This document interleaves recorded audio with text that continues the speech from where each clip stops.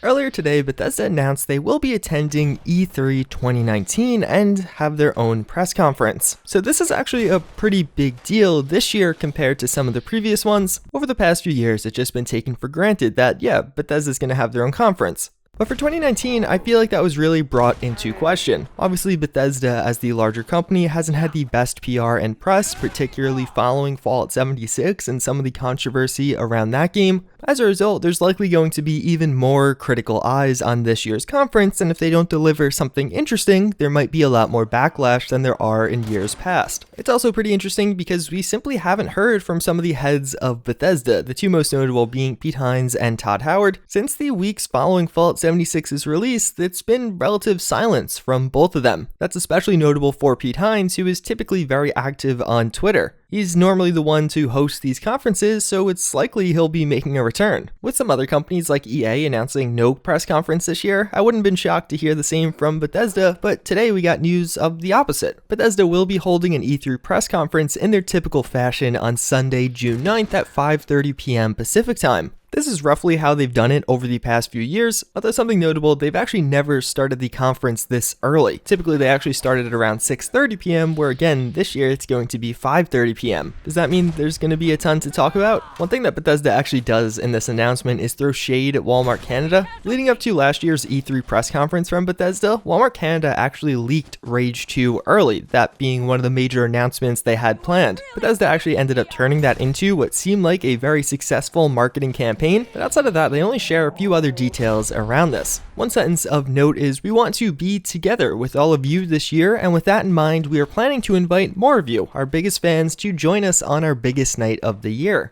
So it seems like they might actually be expanding this conference. If you're one of the people that have been wanting to go, this could be the year you make it in along with several of your friends. Outside of that, they also share this image showing off some of the most notable characters as well as a Starfield and some fireworks. Some people may read into that really deeply, saying Starfield confirmed, or even the dragon meaning maybe we get more on the next Elder Scrolls game, but I'll talk more about all of that later in this video. Bethesda's E3 conferences as of late have been very formulaic. Typically a week or so before the conference actually starts, they'll make an announcement, release a teaser trailer, or just share some details on something. Last year we saw that with Fallout 76, we got a teaser, but no details outside of that. Then at Bethesda's presentation, you get details on that game as well as several others, and then in the days following with the actual E3 show floor conference, you typically get a lot of interviews and potentially the media even get hands-on with the game that is being revealed. I would expect something very similar this time around. And even though as of late we haven't had a ton of leaks or even speculation around Bethesda's E3 conference, there is still a lot of information out there that you can make a very educated guess as to what will be here and what won't be here. So in this video, I'm going to lay out all of that. So hopefully you guys can watch this or predict things around this in an informed way. But also I'll give you some of my own speculation and predictions.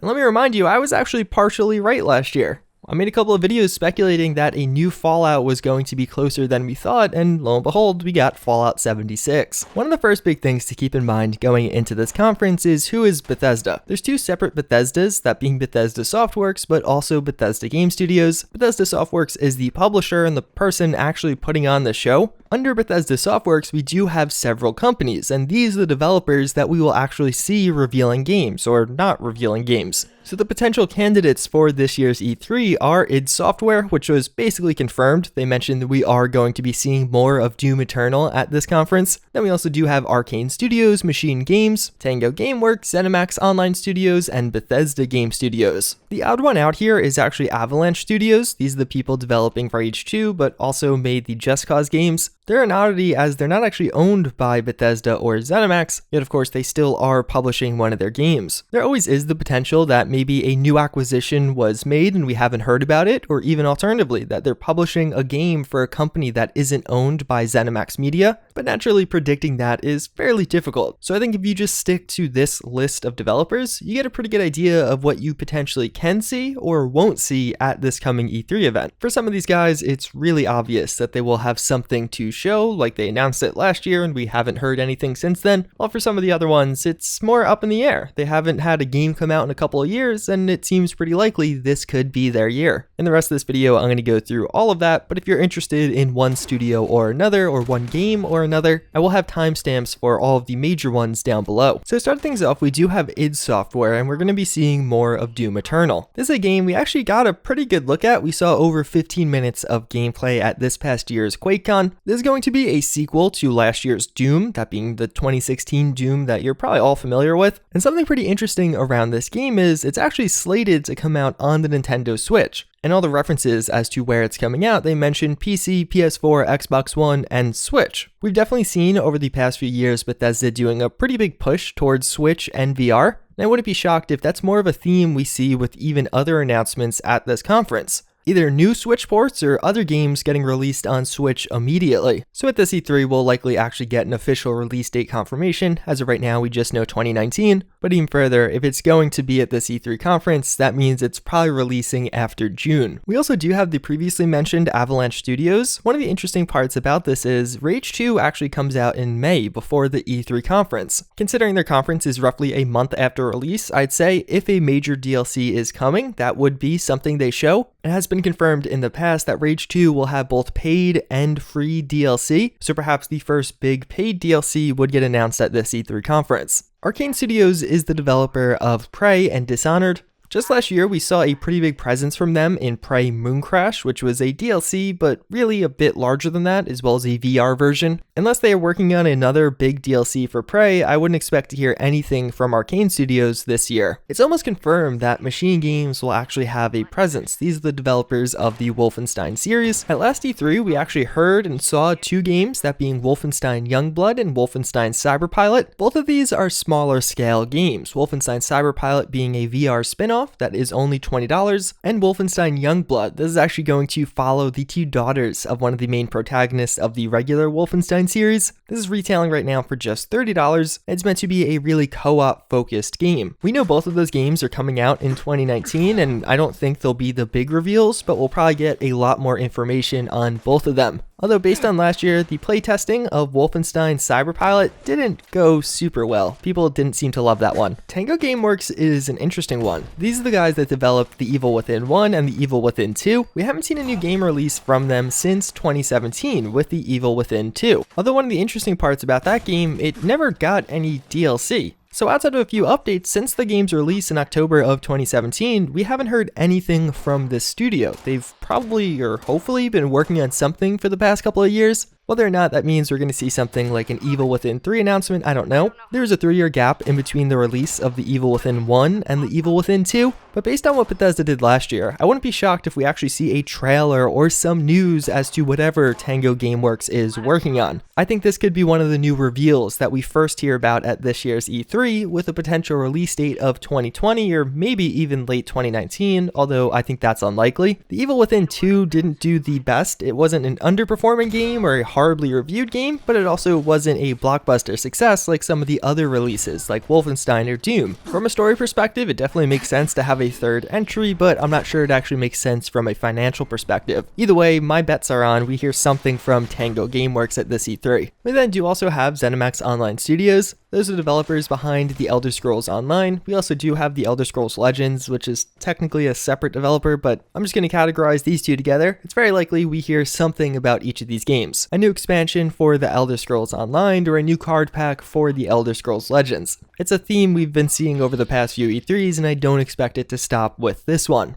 But that brings us to the final and most interesting of these developers, that of course with Bethesda Game Studios, the developers behind Fallout 76. So I think it's extremely likely we see Bethesda Game Studios at this E3 showing something. I think at least partially we'll get some news on Fallout 76. Naturally, that game didn't have the most positive of releases, but I would say the most recent trailer we saw to it indicates that Bethesda is going to be doing a second push for this game. The trailer for the first batch of DLC was really well done. I would say it's actually on par with some of their release trailers, and for that reason, I would say that they probably dedicated quite a bit of manpower or money behind that. They wanted that trailer to make waves, to get people reinterested in Fallout 76 since its launch didn't go super well. That indicates to me that we're going to see something similar at this year's E3. Perhaps it's the debut of a trailer for the second wave of DLC. We know in summer of 2019, we're getting something known as Nuclear Winter. The interesting part is though, in June, we probably will have heard about this. Bethesda has been teasing this first wave of DLC, that with Wild Appalachia, that is progressively releasing right now over the past couple of months. Considering the E3 conference is on June 10th, I imagine we'll hear something, especially since they do weekly articles on what's new and coming up with this game. For that reason, even though I think we'll maybe get a new trailer around this, I think we'll probably know a bunch of details, or at least those of us that follow the game closely will know a bunch of details already. What seems far more likely to me is we get way more details about the third wave of DLC coming in fall 2019, that with Wastelanders. Bethesda described this as a tale with true choice and consequence, and it's going to be their biggest and most ambitious update for Fallout 76. It's going to include a new questline, new factions, new events, and new features that have even more surprises. Naturally, by the name of this, by the imagery, and by the whole more choices and consequences, it seems to me that Wastelanders may involve human NPCs. I mean, the title is literally Wastelanders. What are Wastelanders in every other Fallout? I think the big reveal that Fallout 76 is getting human NPCs would be done at this E3. It would follow a storyline of Bethesda listening to fans, recognizing that they messed up with the release of that game, but are improving it. Then they show this massive new update, adding in one of the most requested features and biggest critiques of this game. Regardless, even if Wastelanders doesn't end up being new human NPCs, I think either way we see a trailer or get a ton of news around it. Bethesda's E3 conference is pretty much one of their biggest stages all year long, and getting fans reinvested into the game that arguably didn't do too well the first year around is without a doubt going to be a focus of them. Outside of that, if they really wanted to seal the deal, I could see them also announcing mod support, or at least hopefully giving us an update on mod support. I think that without a doubt would win over some fans and make people overall pretty happy. Up until now, even though they mentioned it in some interviews following the last year's E3, we haven't heard anything on mod support, which was previously referenced at coming by earliest fall 2019. Although it's one of those things that if we go a full year without hearing anything about mod support for this game, I think that would actually be kind of a bummer to me and be a bit disappointing. As far as other games from Bethesda Game Studios, I think anything other than a mobile game would be pretty unlikely. We know right now the Elder Scrolls Blades is apparently in closed beta. As of right now, this seems very much so like a true closed beta. Like, I don't even know of any other YouTubers that got invited to this. But it seems like the timescale for the Elder Scrolls Blades is a lot of people will be playing it before this E3. For that reason, I don't think it'll be a major center stage component. But perhaps Bethesda is actually going to announce another mobile game, something else that they have been working on. In an interview from last year, Todd Howard actually made a pretty big point to continually be developing and focusing on the mobile market as a goal for Bethesda. He kind of referenced it as it would be one of those things that as they're always developing a new AAA game, they'll now always be developing new mobile games also. Naturally, a lot of people are really hoping we hear something around Starfield. I'm sure quite a few people may even look at what we have in this teaser image and think, oh, Starfield confirmed. But let me reference you back to 2017's E3, where we had literally a space theme, and we didn't get any announcement to Starfield. Maybe we'll get some kind of extended teaser trailer for the game, but I think even that is pretty unlikely. I really hope I'm wrong in that regard. I'm putting my bets on the fact that Starfield is coming out in 2020, which means that next year's E3 we get the full reveal and announcement. So in conclusion, to summarize all of my predictions for this coming E3, it's already confirmed we're getting more Doom Eternal from id Software. We probably see a DLC announcement for Rage 2. We'll get a release date confirmation and probably some kind of gameplay trailer for Wolfenstein Youngblood and Wolfenstein Cyberpilot. Whatever Tango Gameworks is working on will be the big reveal with either The Evil Within 3 or some kind of other new franchise, some kind of new DLC for the Elder Scrolls Legends or Elder Scrolls Online, or both of them. And then finally, a bunch of new details on the next DLC coming to Fallout 76, the one that I think is going to add in human NPCs, and a real emphasis from Bethesda on moving forward, maybe even a price cut of the game or going free to play to try and get new players invested. Hopefully also coming along with a mod support announcement or news. I wouldn't be shocked if in the mix we also get some kind of VR or Switch port for one of the major games. I think Fallout 4 might be ripe for a Switch port, although that would be really cool. Unfortunately, with the past Switch ports, we didn't actually get mod support like for Skyrim, but at the same time, I think this could be the year we see Fallout 4 Ultimate Edition on Switch. Either way, that's pretty much going to wrap it up for this one. Let me know in the comments down below, what are your predictions for this year's E3 conference from Bethesda? Are you excited? Are you not excited? Are you even going to watch it, or will you ignore it at a protest and just read the headlines the next day? Well, either way, as always, again, I thank you all for watching. Hopefully you enjoyed this video, but with that, I hope to see you all next time. Later.